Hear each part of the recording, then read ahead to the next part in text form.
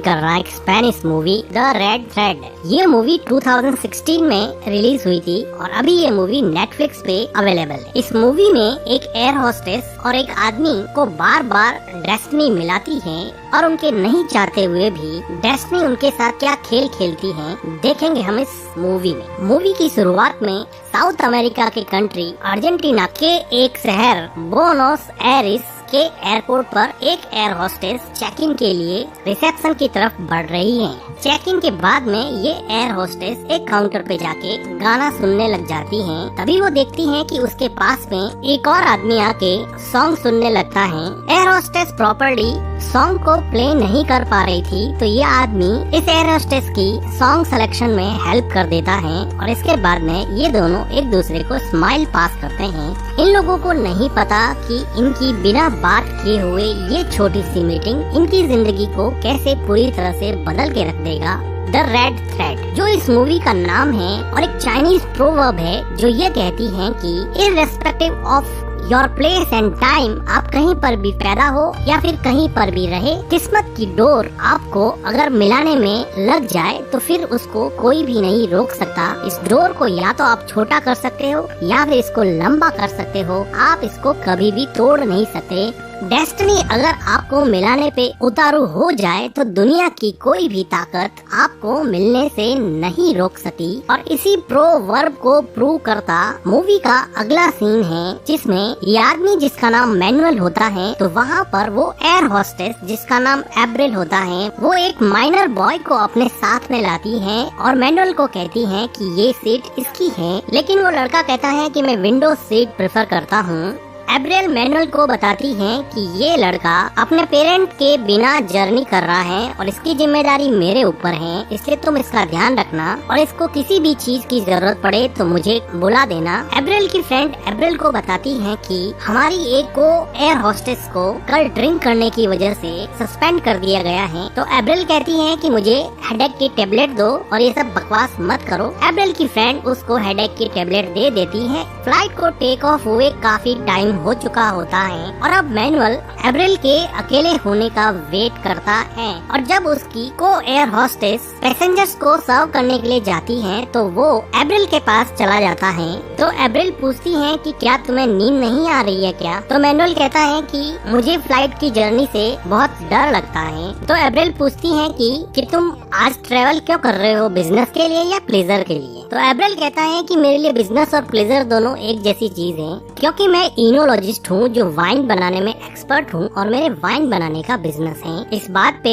Abril थोड़ी मुस्कुरा देती है और वो देखती है कि उसके पास में ही उसकी को एयर होस्टेस अपने किसी फ्रेंड के साथ रोमांटिक हो रही थी, जिसको देखकर ये दोनों एक दूसरे के सामने स्माइल पास करते हैं। ये दोनों मिलके कुछ देर और बातें करते हैं, तभी फ्लाइट में एक जर्क आता है। तो मैनुअल पूछता है कि क्या ये नॉर्मल है? तो एब्रिल कहती है कि ये बिल्कुल नॉर्मल है, फ्लाइट में ऐसा होता रहता है। तो मैनुअल एब्रिल को इशारे में कहता है कि क्या हम दोनों किस करें तो वो भी नॉर्मल होगा क्या? तभी वो एयर होस्टेस जो अंदर अपने फ्रेंड के साथ रोमांटिक हो रही थी वो बाहर आ जाती है। तो फिर मैनुअल वहाँ से चला जाता है और एब्रिल भी अपनी जगह पे बैठ जाती है। थोड़ी देर बाद में मैनुअल फिर देखता है कि वो दूसरी एयर होस्टेस पैसेंजर्स को सर्व करने के लिए चली गई है। तो वो फिर से एब्रिल के पास जाता है। तो एब्रिल कहती है कि यहाँ पे बार बार मत आओ, कोई तुम्हें देख लेगा और मुझे काम भी करना है। तो मैनुअल उसको पूछता है कि तुम्हारी बॉडी पे ये टैटूज कैसे हैं? तो एब्रिल अपनी बॉडी पे बने हुए टैटूज मैनुअल को दिखाती है।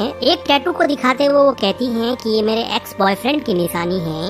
एब्रिल मैनुअल को एक टैटू अपने थाइस पे बना होता है वो भी दिखाती है। इसके बाद में एब्रिल मैनुअल को अपनी सीट पे जाने के लिए कहती है, लेकिन किस्मत की डोर इनको मिलाने में जुटी थी। तभी वहाँ पर फ्लाइट में एक जर्क आता है और ये दोनों एक दूसरे से वापस टकरा जाते हैं और अब ये एक दूसरे को बिल्कुल भी रजिस्ट नहीं कर पा रहे हैं और दोनों मिलके यहाँ पे किस करते हैं। इसके बाद में मैनुअल एब्रिल से कहता है कि फ्लाइट लैंड होने के बाद में क्या तुम मेरे साथ लंच करोगी क्या? तो एब्रिल कहती है कि मैं तुम्हारा वेट करूंगी, तुम मुझे कस्टम क्लियरेंस के बाद में मिलना।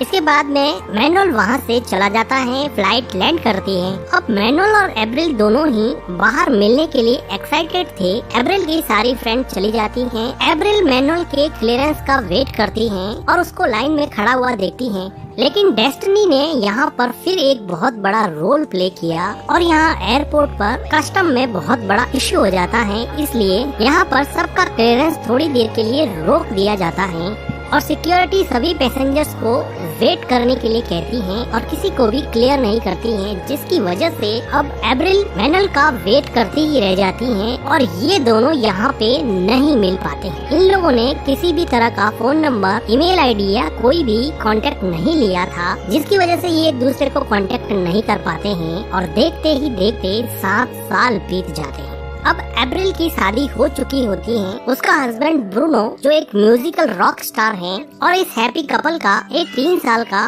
बेटा है फेलिक्स। एब्रिल अब मैनुअल को पूरी तरह से भूल चुकी है, वो अपने बेटे और अपने हस्बैंड ब्रूनो के साथ बहुत खुश हैं। दूसरी तरफ मैनुअल की भी शादी हो चुकी है, उसकी वाइफ लॉरा एक फेमस प्रोफेशनल फोटोग्राफर है और इस हैप्पी कपल की भी एक डॉटर है। मैनुअल की वाइफ लॉरा मैनुअल को हद से ज्यादा प्यार करती है। ठीक उसी तरह एब्रिल का हस्बैंड भी एब्रिल को बहुत प्यार करता है और एब्रिल का हस्बैंड ब्रूनो भी एक रॉक स्टार होता है, इसलिए ब्रूनो को भी काफी जर्नी करनी पड़ती थी। इसलिए ब्रूनो और एब्रिल अक्सर अलग अलग फ्लाइट्स में ही घुमा करते थे।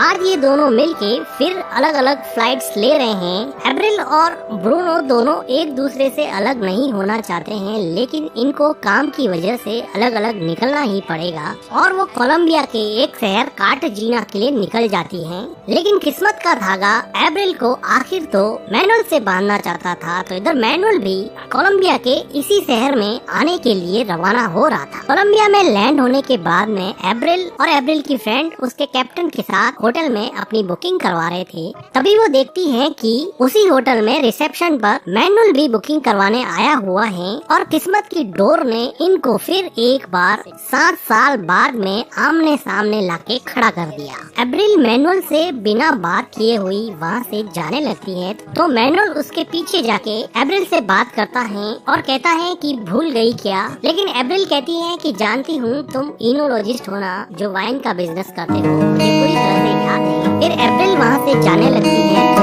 मैनुअल कहता है कि तुम ऐसे नहीं जा सकती हो, हमने एक दूसरे को बहुत ढूंढा था लेकिन हम एक दूसरे को मिल नहीं पाए, कम से कम अब एक पल की भी जुदाई सही जाए ना, क्यों हर सुबह तू मेरी सांसों में समाए ना।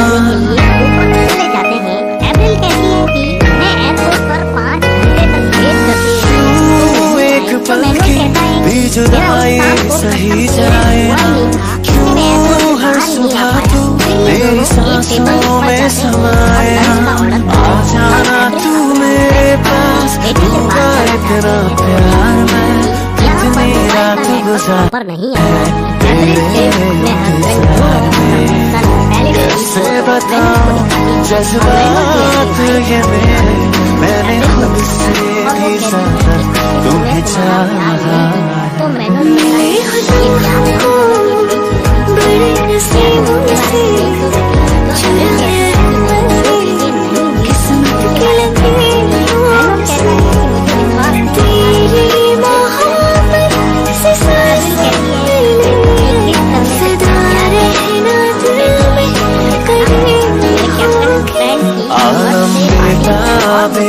का कैसे तुमको बताए, दिल की पेचीदा राहें चाहे तुमको भी चाहे।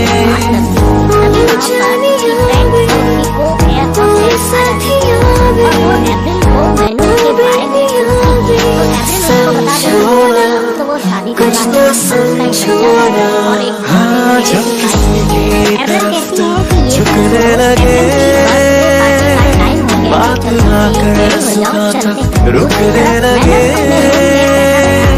आंखों आंखों में इकरार होने लगे, दो कर तुम्हें प्यार होने लगे। तुम्हें तो मेरी सांस चली, बता दे कैसे मैं जीऊंगा तेरे बिना।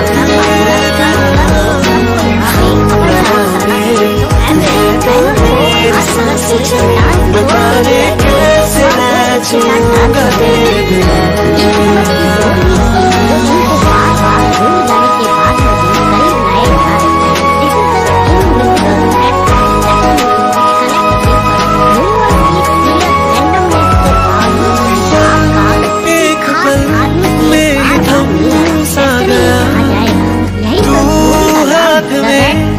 हाथ जो दे गया, एक दूसरे की तरफ खींचता है, एक पल में ही थम सा गया।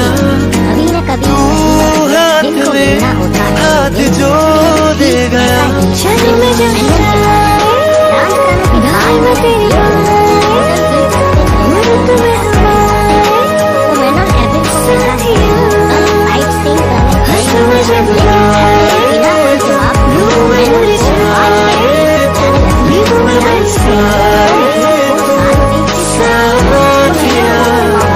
सपनों में आ